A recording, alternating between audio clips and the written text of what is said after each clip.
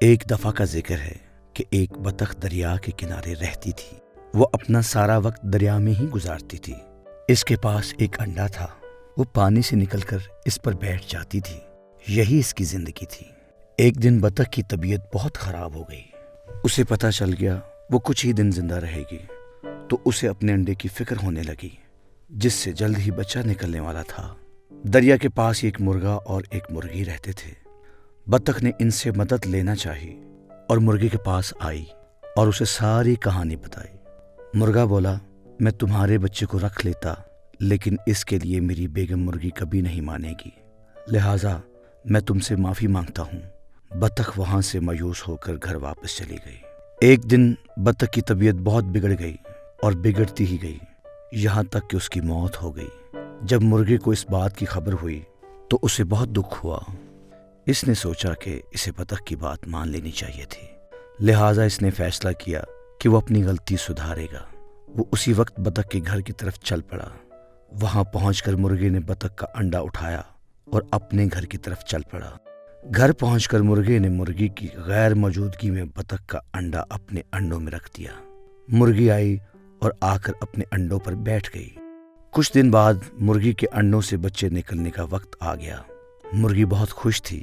ایک ایک کر کے انڈوں میں سے بچے نکلنا شروع ہو گئے، لیکن جب مرغی نے دیکھا کہ ایک انڈے میں سے بطخ کا بچہ نکلا ہے تو اسے بہت غصہ آیا اور اس نے اس کے بارے میں فوراً مرغے سے پوچھا۔ مرغے نے اسے ساری کہانی بتائی تو مرغی نے بہت شور کیا کہ یہ بطخ کا بچہ میرے بچوں کے ساتھ نہیں رہ سکتا۔ مرغے نے اسے سمجھانے کی بہت کوشش کی، لیکن مرغی نہیں مانی۔ وہ بطخ کے بچے سے نفرت کرتی تھی اور ہمیشہ اپنے بچوں سے دور رکھتی۔ وہ بطخ کے بچے کو کبھی اپنے بچوں کے ساتھ کھانے نہ دیتی۔ مرغی کے بچوں میں سے ایک بچہ سب سے الگ تھا۔ وہ بالکل مرغی جیسا تھا اور مرغی کو بہت پیارا تھا۔ وہ سارا دن اسے پیار کرتی رہتی تھی۔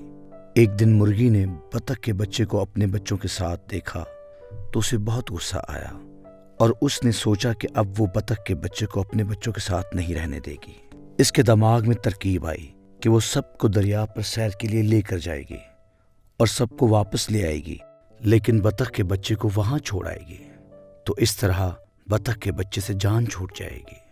اگلے ہی دن وہ سب سیر کے لیے نکلے۔ دریا پر پہنچ کر سب ادھر ادھر کھیل کود اور کھانے پینے میں لگ گئے۔ اچانک ایک بچہ جو مرغی کو بہت پیارا تھا چلتے چلتے پانی میں گر گیا اور ڈوبنے لگ گیا۔ مرغی نے اسے دیکھ کر بہت شور کیا اور ادھر ادھر پھڑپھڑانے لگ گئی کہ اچانک بطخ کے بچے نے پانی میں چھلانگ لگائی۔ کیونکہ وہ تیرنا جانتا تھا، اس نے مرغی کے بچے کو پانی سے باہر نکال دیا۔ مرغی بہت خوش ہوئی اور اس نے اپنے بچے کو بہت پیار کیا اور ساتھ ہی اس نے بطخ کے بچے سے معافی مانگی اور اس کا شکریہ ادا کیا اور اسے بھی اپنے بچوں کی طرح سمجھنے لگی۔ اس طرح وہ سب واپس آ گئے اور ہنسی خوشی مل جل کر ساتھ رہنے لگے۔ ہمیں اس کہانی سے یہ سبق ملتا ہے کہ اگر ہم کسی کا بھلا کریں گے تو ہمارے ساتھ بھی بھلا ہوگا۔